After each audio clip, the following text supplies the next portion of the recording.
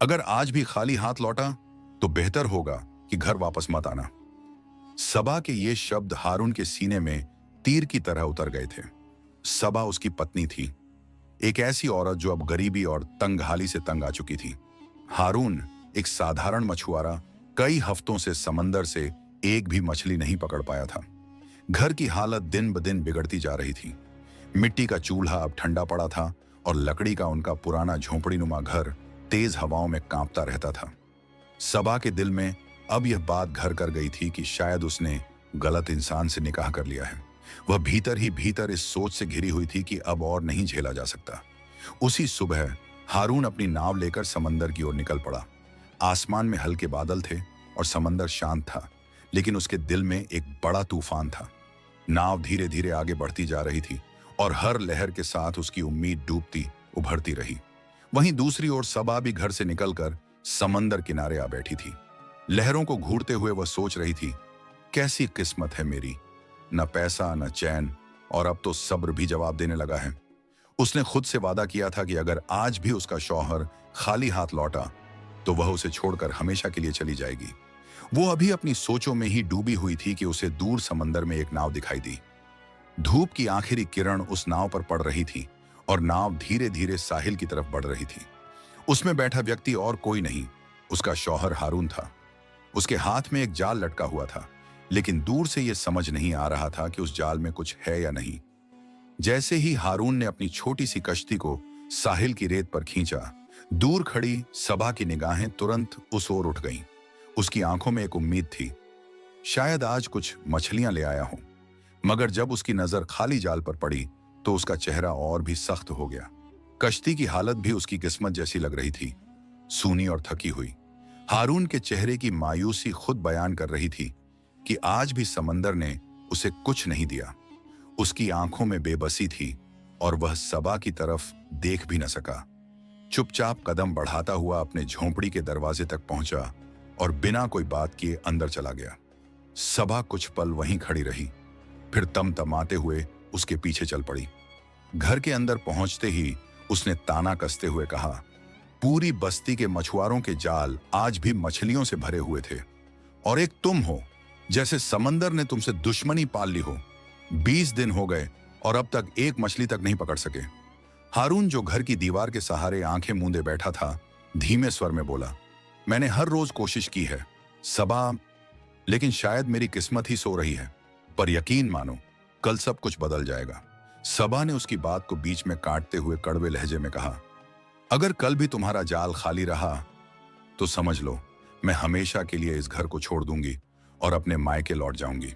ये कहकर वह गुस्से में बर्तनों के पास जा बैठी, जैसे अब वह हारून से हर चीज छिपाकर रखना चाहती हो।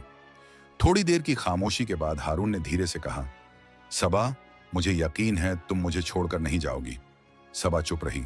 हारून फिर बोला, मुझे बहुत भूख लगी है, सुबह से कुछ नहीं खाया, क्या खाने को कुछ मिलेगा? सबा ने तड़पते हुए पलटकर कहा, खाना? कहां से लाऊं खाना? कुछ कमा कर लाते तो शायद कुछ बना भी देती। मैं भी तुम्हारी वजह से भूखी बैठी हूं, और अब तो ऐसा लगता है कि या तो मैं अपने माँ बाप के घर चली जाऊं या फिर सीधा समंदर में कूद जाऊं। हारून ने सबा की कड़वी बातों को सुना और फिर चुपचाप उसकी तरफ देखा। कुछ पल वह खड़ा रहा, फिर बिना कुछ कहे घर से बाहर निकल गया। रात अब गहराने लगी थी। समंदर की हवा तेज थी, जैसे हर झोंका उसकी गरीबी का मजाक उड़ा रहा हो। उसकी झोंपड़ी की खिड़कियां चरमरा रही थीं, मानो खुद हवाएं भी उसे धिक्कार रही हों। जैसे ही वह बाहर निकला, घर के अंदर सबा ने तेजी से मिट्टी के उस बर्तन का ढक्कन हटाया जिसमें वह कुछ रोटियां और थोड़ा बचा हुआ सालन छिपाकर रखे बैठी थी। भूख से बेहाल सबा ने बिना वक्त गंवाए वह खाना खाना शुरू कर दिया, जैसे डर हो कि कहीं हारून लौट ना आए। इधर हारून पैदल चलता हुआ अपनी बस्ती के एक पुराने साथी शिराज के दरवाजे पर पहुंचा। दरवाजा खटखटाने पर शिराज बाहर आया। हारून ने धीमे स्वर में कहा, भाई, घर में आज कुछ भी नहीं है खाने को, अगर तुम्हारे पास थोड़ा खाना हो तो। अल्लाह का वास्ता। शिराज, जो अब हारून को मनहूस समझता था, तिरस्कार भरे लहजे में बोला, यहां कुछ नहीं है, और सुन, अगली बार इधर का रुख भी मत करना। हारून की नजर उसके पीछे आंगन में रखी उन ताजी मछलियों पर पड़ी जो शिराज ने दिन में पकड़ी थीं। और जिन्हें वह अगली सुबह बाजार में बेचने वाला था। हारून ने उंगलियों से इशारा करते हुए कहा, भाई, अल्लाह ने तुम्हें खूब मछलियां दी हैं, क्या उनमें से एक मछली मुझे उधार नहीं दे सकते? ये भीख नहीं है, जब मेरी किस्मत जगेगी तो मैं तुम्हें 2 मछलियां लौटाऊंगा। शिराज ने हंसते हुए कहा, तू और मछली पकड़ेगा? जिस जाल में हफ्तों से कुछ नहीं फंसा, उससे तू मुझे 2 मछलियां देगा? चल हट यहां से। हारून की आंखें झुक गईं। अपमान का घूंट निगलते हुए वह वहां से चुपचाप चला गया। फिर वह बस्ती के एक और घर की तरफ गया, मगर वहां भी उसे झिड़कियों और तानों के सिवा कुछ न मिला। हर दरवाजा उसके लिए बंद होता जा रहा था। आखिरकार थक हार कर हारून समंदर के किनारे आ बैठा। हारून की आंखों में नमी थी। समंदर की लहरें उसकी टांगों से टकरा रही थीं, लेकिन उसका ध्यान कहीं और था। उसने आसमान की ओर देखा। सितारे भी आज उसे धुंधले और दूर लगे। उसकी आंखों से बहते आंसू उसके गालों को भिगो रहे थे और दिल की गहराई से निकली पुकार खुदा तक पहुंचने की कोशिश कर रही थी। ऐ मालिक, वह बुदबुदाया, अगर तू चाहता है तो एक लम्हे में सब बदल सकता है।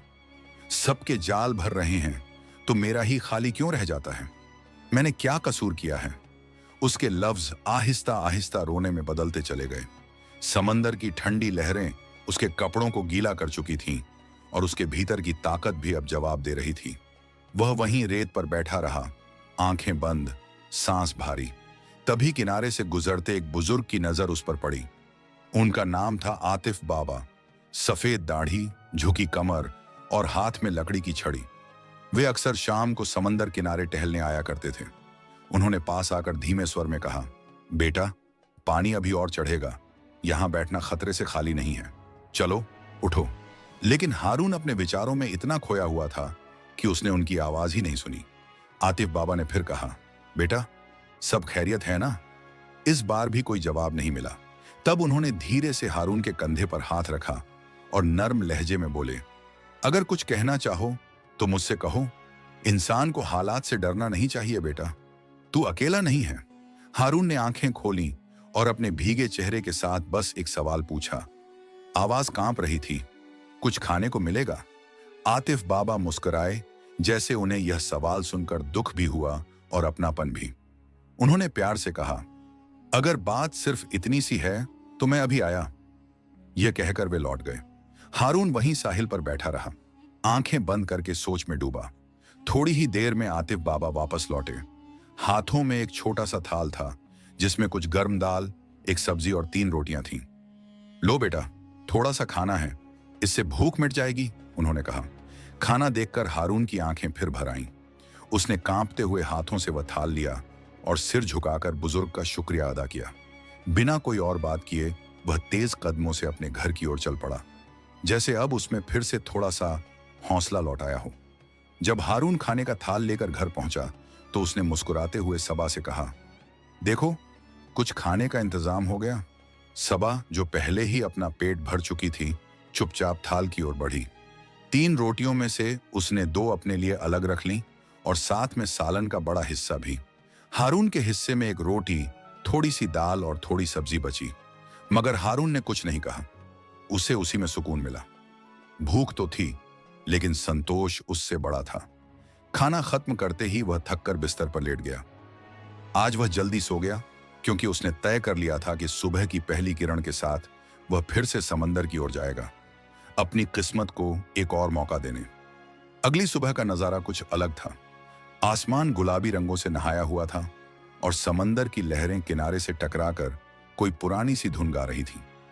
लगता था जैसे सब कुछ कुछ कह रहा हो, कुछ बदलने वाला है। हारून अपनी पुरानी चरमराती कश्ती लेकर निकल पड़ा। आज वह उस जगह गया जहां जाने से वह हमेशा डरता था। समंदर के भीतर का गहरा और भयंकर इलाका, जहां लहरें ऊंची और लहराती थीं और शार्क जैसी खतरनाक मछलियां तैरती थीं। उसकी कश्ती उस इलाके के लिए बनी नहीं थी, लेकिन आज उसका इरादा मजबूत था। उसने अपने डर को पीछे छोड़ दिया, सबा के लिए, उस घर के लिए जिसे वह बचाना चाहता था। हारून ने जाल उठाया और बिना झिझक के समंदर के गहरे पानी में फेंक दिया। उसके दिल में एक ही बात गूंज रही थी, या तो आज मछली मिलेगी या फिर यह समंदर उसे लील लेगा। कल रात सबा की बातें उसके कानों में गूंज रही थीं। तुम्हारे साथ रहने से अच्छा है मैं अपने माँ बाप के घर लौट जाऊं या समंदर में डूब मरूं, और फिर वो भी, अगर कल भी तुम्हारा जाल खाली रहा तो मैं हमेशा के लिए इस घर को छोड़ दूंगी।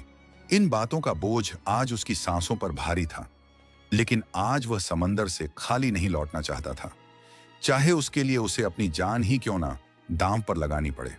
हारून अपनी कश्ती में बैठा जाल को गहरे पानी में फेंककर बेसब्री से किसी हलचल का इंतजार कर रहा था। उसका दिल बार बार यही सोच रहा था, अगर आज भी खाली हाथ लौटा तो सब कुछ खत्म हो जाएगा, सबा सच में चली जाएगी। यह ख्याल उसके भीतर इस कदर घर कर चुका था कि अब उसे न तो समंदर की गहराइयों से डर लग रहा था, न ही मौत का खौफ बाकी रह गया था। अब उसकी जिंदगी का सिर्फ एक मकसद था, किसी भी तरह एक मछली पकड़ना। घंटे बीत गए। सूरज अब आसमान के सबसे ऊंचे बिंदु पर था और अपनी तपिश से जैसे समंदर को भी उबाल रहा था।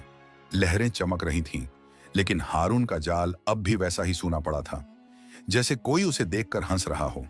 करीब 3 बज चुके थे। हारून की निगाह अचानक समंदर में दूर एक दूसरी कश्ती पर पड़ी। उसे लगा जैसे वह किसी जान पहचान वाले को देख रहा हो। कुछ ही देर में पहचान साफ हो गई। वह शख्स कोई और नहीं, शिराज था। हाँ, वही शिराज जिसने बीती रात हारून को ताने मारकर अपने घर के दरवाजे से लौटा दिया था। आज वह फिर समंदर में आया था। सुबह अपनी मछलियां बेच चुका था और अब दोबारा शिकार की तलाश में था। उसकी बड़ी मजबूत और सजी समरी कश्ती दूर से ही शानदार लग रही थी। उसमें बैठे शिराज के पास महंगे जाल, पक्के हुक और हर वो चीज थी जो एक कामयाब मछुआरे के पास होनी चाहिए। जब हारून उसकी कश्ती के पास से गुजरा तो उसने देखा कि शिराज की नाव मछलियों से भरी पड़ी थी। उसके जाल में अब भी मछलियां फंस रही थीं, जैसे समंदर उससे खुद खुश हो। शिराज उन्हें एक एक कर बाहर निकाल रहा था और संतोष के साथ मुस्कुरा रहा था। शायद शिराज ने हारून की मौजूदगी को महसूस कर लिया था, क्योंकि लौटते वक्त उसने जानबूझकर अपनी कश्ती में रखी एक बेहद बड़ी मछली को उठाकर दिखाया। एक ऐसी मछली जिसकी कीमत इतनी थी कि बेच देने पर पूरे महीने की जरूरतें पूरी हो सकती थीं। उसकी नजरों में एक तरह का घमंड था और हारून की आंखों में वही पुरानी झलक, तन्हाई, तिरस्कार और एक न मिटने वाली उम्मीद। शिराज की भरी हुई कश्ती का मंजर देखकर हारून का दिल अंदर से टूटने लगा। उसे लगने लगा कि जैसे खुदा ने भी अब उससे मुंह मोड़ लिया है। मन ही मन उसने मान लिया कि आज भी वह खाली हाथ ही लौटेगा। सूरज ढलते ढलते अंधेरा घिरने लगा था और हारून उदासी की चादर ओढ़े अपनी पुरानी नाव को साहिल की ओर खींच लाया। जब वह घर के दरवाजे तक पहुंचा तो उसका दिल जोर जोर से धड़कने लगा। उसे डर था कि कहीं सबा सच में उसे छोड़कर चली ना गई हो। उसने धीरे धीरे दरवाजा खोला और उसकी सांस कुछ धीमी हुई जब उसने देखा कि सबा अभी भी घर में ही थी। घर के अंदर जाते ही हारून ने अपनी थकी आवाज में झूठ बोलते हुए कहा, आज किस्मत बहुत करीब आई थी। एक बड़ी मछली मेरे जाल में फंस गई थी, लेकिन कश्ती तक लाते हुए वो फिसल कर फिर समंदर में चली गई। कल यकीनन पकड़ लूंगा। सबा जो अपने बिस्तर पर लेटी थी चुपचाप उसकी बात सुनती रही, मगर उसकी आंखों में अब न कोई उम्मीद थी न कोई सवाल। उसने कुछ भी नहीं कहा। हारून ने एक गिलास में पानी भरा और उसे पीने से पहले सबा की ओर देखा। धीमे स्वर में बोला, मैं जानता था तुम मुझे छोड़कर नहीं जाओगी। मैं हार मानने वालों में से नहीं हूं सबा। देखना, अच्छे दिन बहुत जल्द आएंगे। मगर हारून को यह नहीं पता था कि सबा के मन में अब उसकी कोई जगह नहीं बची थी। वह अब अपने फैसले पर पूरी तरह अडिग थी। उसने अपने कपड़े, जरूरी सामान और कुछ रुपए एक पुराने संदूक में रख दिए थे। वह बस रात के गुजरने का इंतजार कर रही थी ताकि सुबह की पहली ट्रेन से अपने मायके लौट जाए। हारून इस सच्चाई से अनजान था। उसे लग रहा था कि चाहे वह मछली न पकड़ पाया हो, लेकिन सबा का साथ अब भी उसके पास है। यही सोच उसे तसल्ली दे रही थी। अगली सुबह जैसे ही आसमान हल्का होने लगा, हारून एक बार फिर उसी जगह गया। वही समंदर किनारा जहां कल उसे वह बुजुर्ग मिला था जिसने उसे खाना दिया था। मगर आज उस जगह पर सन्नाटा था। ना वो बुजुर्ग थे, ना कोई निशान। हारून इधर उधर देखने लगा। उसकी नजरें बार बार साहिल के उस कोने पर टिकती जहां कल किसी ने उसका पेट भरा था। उसके होंठ बुदबुदाए, अगर आज बाबा नहीं आए तो मैं सबा के लिए खाना कैसे ले जाऊंगा। समय बीतता गया। रात गहराने लगी। आसमान पर तारे थे, हवा में ठंडक बढ़ने लगी और लहरों की आवाज और तीव्र होती चली गई। अब उस ठंडे साहिल पर बैठकर इंतजार करना सिर्फ एक बेमतलब की उम्मीद बनकर रह गया था। बूढ़ा आज नहीं आने वाला था। हारून ने थकी हुई चाल में वापस घर की ओर रुख किया। उसके कंधे झुके हुए थे, मगर दिल में फिर भी कहीं ना कहीं उम्मीद की एक चिंगारी बाकी थी। आज की रात हारून की जिंदगी की उन रातों में से एक थी जो शायद कभी भूली नहीं जा सकती। ये पहली बार था जब वह अपनी बीवी के लिए कुछ भी खाने को न ला सका था। सबा जो रात का खाना खा चुकी थी, चुपचाप सो चुकी थी, जैसे उसे अब किसी चीज से कोई मतलब नहीं रहा। वहीं हारून घर के एक कोने में बैठा भीगी आंखों के साथ उन खाली बर्तनों को देख रहा था जिन्हें कभी सबा बड़े प्यार से सजाया करती थी। उम्मीद से उसने बर्तनों को टटोलना शुरू किया। शायद कहीं कुछ बचा हो, कोई एक निवाला ही मिल जाए। तभी उसकी नजर एक पुराने ढंके हुए पत्तल पर पड़ी जिसे किसी बर्तन के नीचे छिपाकर रखा गया था। उसे खोलते ही हारून की आंखों में हल्की सी चमक आ गई। उसमें थोड़े से पके हुए चावल रखे हुए थे। उसकी रूह जैसे जाग उठी। खुशी से वह कह बैठा, सबा देखो, चावल। लेकिन यह कहते ही उसकी जुबान रुक गई। वह समझ गया था ये चावल उसी की बीवी ने उससे छुपा कर रखे थे। अब सवाल यह था कि जब घर में कुछ था ही नहीं तो ये चावल आए कहां से। कुछ देर सोचने के बाद उसे याद आया, लगभग 1 महीना पहले जब किस्मत ने उसका साथ दिया था और वह एक मछली पकड़ लाया था, तब उसने वहीं बेचकर चावल खरीदे थे। उसके बाद तो जैसे किस्मत ने उस पर दरवाजा ही बंद कर दिया था और चावल घर में फिर कभी नहीं बने। अब उसे समझ आया कि ये वही चावल थे जिन्हें सबा ने अपने लिए बचा रखा था। हारून को इससे कोई गुस्सा नहीं आया, बल्कि एक सुकून सा महसूस हुआ। कम से कम सबा आज भूखी नहीं सोई। फिर उसने उन बचे हुए चावलों को उठाया और धीरे धीरे खा लिया। ये वही चावल थे जिन्हें सबा अपने लिए छिपाकर सो गई थी और अब वही हारून का सहारा बने। आधी रात को समंदर का पानी अक्सर और भीतर तक आ जाता था।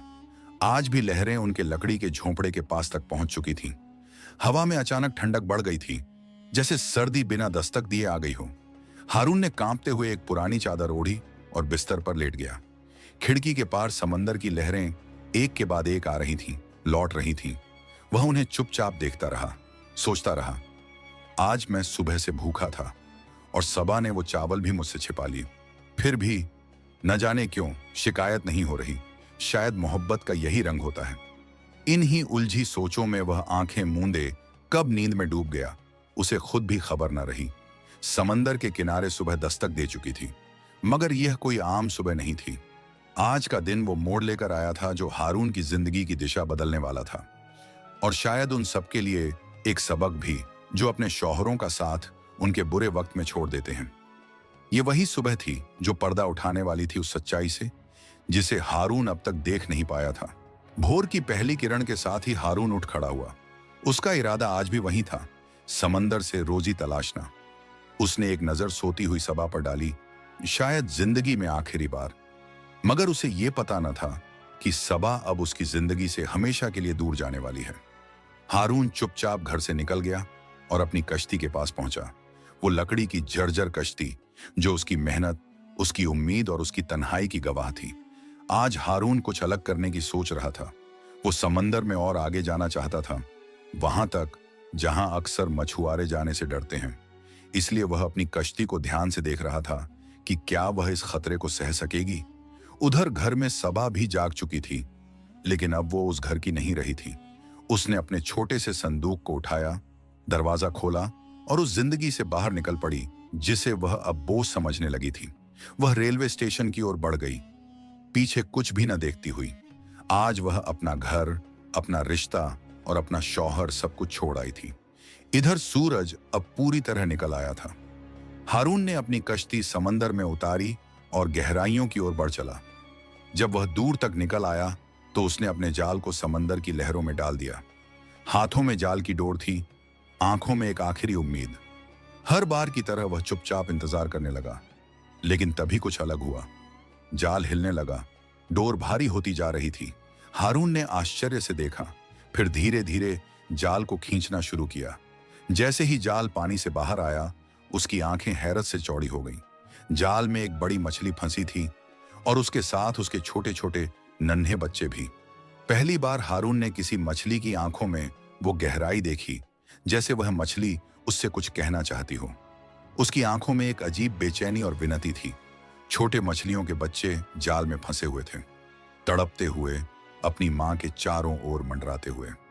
वो जैसे उसे बचाने की कोशिश कर रहे थे, मगर लाचार थे। हारून का दिल पसीज गया। उसने धीरे धीरे जाल को खोला और एक एक करके उन बच्चों को समंदर में छोड़ दिया। बच्चे जैसे ही पानी में लौटे, तुरंत अपनी मां के चारों ओर तैरने लगे, मानो फिर से जिंदगी उन्हें मिल गई हो। मगर मां अब भी जाल में थी। हारून अब सब कुछ समझ चुका था। उस मछली की आंखों में, उसके बच्चों की बेचैनी में उसे पूरी कहानी साफ दिखाई दे रही थी। मगर सच्चाई जानने के बावजूद वह असमंजस में था। आज वह खाली हाथ लौटने का खतरा नहीं उठा सकता था। उसके घर में पहले से ही फाके चल रहे थे और सबा शायद अब और कुछ बर्दाश्त करने को तैयार नहीं थी। इसलिए उसने दिल पर पत्थर रखकर जाल को पूरी तरह खींच लिया। बड़ी मछली अब कश्ती में थी, बुरी तरह तड़पती हुई। कश्ती के इर्द गिर्द उसके मासूम बच्चे पानी में इधर उधर तैरते हुए उसे देख रहे थे, जैसे मछली की दुनिया उजड़ चुकी हो। उनकी आंखों में एक अजीब सी मासूमियत थी, जैसे वो अपने मां को वापस मांग रहे हों। हारून उन्हें देख रहा था, अंदर से टूटता जा रहा था। मगर फिर उसका मन कहता, अगर आज इसे छोड़ दिया तो कल मैं खुद भी शायद भूख से दम तोड़ दूं। आज जो जाल में है वही मेरी जिंदगी की आखिरी उम्मीद है। ये मछली काफी बड़ी थी, इतनी कि अगर बेच दी जाती तो पूरा महीना आराम से गुजर सकता था। हारून ने एक बार फिर जाल में फंसी उस मछली की ओर देखा। उसके शरीर पर पानी की बूंदें लहरों की तरह फिसल रही थीं। वहीं उसके बच्चे अभी भी हारून की कश्ती के साथ तैर रहे थे, जैसे वो अपनी मां की रिहाई के लिए मिन्नतें कर रहे हों। उसने आंखें बंद की और फिर एक गहरी सांस ली। अगले ही पल उसने उस तड़पती मछली को उठाया और समंदर की ओर फेंक दिया। पानी में गिरते ही मछली तेजी से तैरने लगी। हारून की आंखों से आंसू निकल पड़े। उसने कांपती आवाज में कहा, जा, तुझे तड़पते हुए नहीं देख सकता। जा, अपने बच्चों के पास लौट जा। उस पल पहली बार हारून को महसूस हुआ कि वो केवल एक मछुआरा नहीं है, वो एक इंसान भी है जिसके सीने में दिल धड़कता है। मछली ने समंदर की ओर जाते हुए एक पल के लिए पीछे मुड़कर देखा, मानो उसकी आंखों में शुक्रिया छुपा हो। फिर वो अपने बच्चों के साथ लहरों में विलीन हो गई। हारून चुपचाप बैठा रहा। उसकी सांसें तेज थीं और दिल किसी गहरे पछतावे में डूबा हुआ। उसने दोनों हाथों से अपना सिर पकड़ लिया और धीमी आवाज में बुदबुदाया, मैंने ये क्या कर दिया। कुछ पल तक गहरी खामोशी छाई रही। लहरों की आवाज भी जैसे थम गई थी। फिर एक ठंडी सांस लेते हुए वह खुद से बोला, अगर आज मुझे कुछ हासिल नहीं हुआ तो क्या, कम से कम वो मछली और उसके बच्चे आज जिंदा हैं, एक साथ हैं, खुश हैं। ये कहते ही उसने अपनी पीठ कश्ती के किनारे से टिका दी और आंखें बंद कर लीं। उसकी थकान, भूख और अकेलापन मिलकर उसे किसी अनजानी खामोशी में डुबो रहे थे। अचानक छपाक, कश्ती से कोई चीज टकराई। हारून ने चौंक कर आंखें खोलीं और झुककर पानी में झांका। समंदर की लहरों के बीच कुछ हल्का सा चमक रहा था। वह ध्यान से देखने लगा। थोड़ी देर में समझ आया, वह एक छोटा सा सुनहरा टुकड़ा था, सोना। पानी की सतह से वह वही बड़ी मछली उभरी थी। उसके मुंह में सोने का वह चमकता हुआ टुकड़ा था। मछली ने धीरे से वह टुकड़ा हारून की ओर बढ़ाया। हारून ने हैरानी और संकोच के साथ वह सोना ले लिया। मछली कुछ पल और रुकी, जैसे कोई संदेश देना चाहती हो, फिर लहरों के साथ समंदर में गुम हो गई। हारून कुछ पल के लिए जैसे पत्थर बन गया। उसने अपनी हथेली में रखे उस चमकते टुकड़े को देखा। अब उसे मछली पकड़ने की जरूरत नहीं थी। उस एक टुकड़े से वह कई हफ्तों का राशन, घर का सामान और बाकी जरूरतें पूरी कर सकता था। खुशी से भरकर उसने कश्ती को वापस साहिल की ओर मोड़ा और तेजी से अपने घर की ओर चल पड़ा। लेकिन जब वह घर पहुंचा तो वहां एक अजीब सन्नाटा पसरा हुआ था। दीवारें शांत थीं, कमरे ठंडे। सबा, उसने पुकारा। कोई जवाब नहीं आया। उसका दिल तेज धड़कने लगा। तभी उसे वो कड़वे अल्फाज याद आए जो सबा ने कहे थे, अगर कल भी तुम मछली ना पकड़ पाए तो मैं हमेशा के लिए चली जाऊंगी। हारून की सांस अटक गई। उसके कदम लड़खड़ाए। नहीं, ऐसा नहीं हो सकता, उसने खुद से कहा, लेकिन दिल के भीतर डर और बेचैनी बढ़ती जा रही थी। वह तेजी से बाहर निकला, इधर उधर देखा, गली के कोनों तक गया, मगर सबा का कोई निशान नहीं था। उसका माथा पसीने से भीग गया। तभी उसे याद आया, उसके पास सबा के पिता का एक नंबर था। मगर मुश्किल ये थी, हारून के पास न तो मोबाइल था, न कोई फोन, और जेब में एक फूटी कौड़ी भी नहीं थी। हारून ने अपने पास मौजूद वो छोटा सा सोने का टुकड़ा लेकर नजदीकी बाजार का रुख किया। उसने वह टुकड़ा एक सुनार को बेच दिया और मिले हुए पैसों से सबसे पहले एक सार्वजनिक टेलीफोन बूथ की ओर गया। उसके पास और कोई रास्ता नहीं था। उसने कांपते हाथों से वो नंबर मिलाया जो कभी सबा के पिता का हुआ करता था। कुछ ही सेकंड में दूसरी ओर से एक कठोर आवाज सुनाई दी। क्या चाहिए तुम्हें? यह सबा के पिता की आवाज थी, भारी और सख्त। हारून ने धीमे स्वर में पूछा, क्या सबा आपके पास है? उधर से ठंडी और कटती हुई आवाज आई, हाँ वो यही है, और सुनो, अब वो तुम्हारे साथ रहना नहीं चाहती। उसने साफ कहा है कि वो अब तुम्हारा चेहरा भी नहीं देखना चाहती, और आइंदा इस नंबर पर कभी कॉल मत करना। फोन कट गया, जैसे किसी ने दिल के बीचों बीच एक चाकू घोंप दिया हो। दिन बीतते गए। हारून ने कई बार कोशिश की, कई रास्ते तलाशे, मगर सबा से उसका रिश्ता अब अतीत बन चुका था। कागजों पर भी और जिंदगी में भी सब कुछ खत्म हो चुका था। उसी शाम हारून फिर उसी पुराने साहिल पर आकर बैठ गया। अब उसके पास पैसा था, लेकिन सबा नहीं थी। उसे अब यह बात समझ आने लगी थी कि सबा शायद कभी उसकी नहीं थी। वो साथ थी, मगर साथ नहीं थी। जब जेब में कुछ नहीं था, तब वो चली गई। अगर साथ छोड़ना ही था, तो वजह कोई भी हो, हालात, वक्त या तंगी, लेकिन जाने वाले तो आखिर छोड़ ही जाते हैं। जो सच्चे होते हैं वो हालात नहीं देखते, वो साथ निभाते हैं, चाहे वक्त कैसा भी हो। जिंदगी में अच्छे और बुरे दिन आते रहते हैं, लेकिन कठिन वक्त ही असली आईना होता है। वही वक्त हमें दिखाता है कि कौन अपने हैं और कौन सिर्फ नाम के। जो बुरे समय में साथ छोड़ जाएं, वो कभी अपने थे ही नहीं, और जो उस अंधेरे में भी हाथ थामे रहें, बस वही हमारे असली अपने होते हैं। अगर आप जानना चाहते हैं कि आगे हारून की जिंदगी में क्या क्या मोड़ आते हैं, कौन से नए किरदार उससे टकराते हैं, और क्या कभी उसकी दुनिया दोबारा रोशन होती है, तो हमें कमेंट्स में जरूर बताएं। ये कहानी आपको कैसी लगी कमेंट करके अपनी राय जरूर दें। उम्मीद है ये कहानी आपको बहुत पसंद आई होगी। यदि वीडियो पसंद आई हो, वीडियो को लाइक और चैनल को सब्सक्राइब जरूर करना।